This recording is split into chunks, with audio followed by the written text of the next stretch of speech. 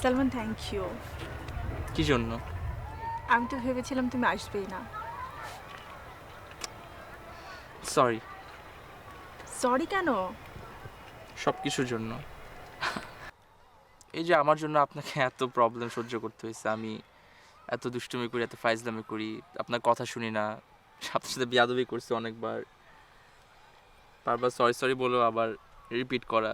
আপনার আমাকে অনেক সহ্য করতে হয়েছে, আমি জানি। সালমান, এগুলো আমার কিছুই মনে নেই। আর তুমি আমার খুব পছন্দের একজন স্টুডেন্ট।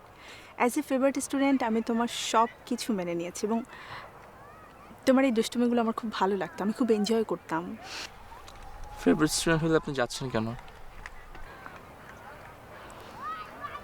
আমি জানতাম সব কিছুর পরে তুমি আবার ওই প্রশ্নটা করবে।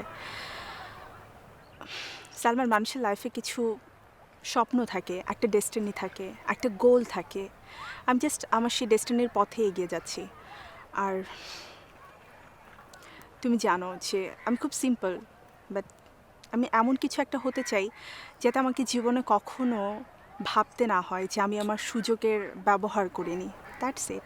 সেটাও ঠিক, আপনার তো যাওয়া উচিত, অবশ্যই যাবে।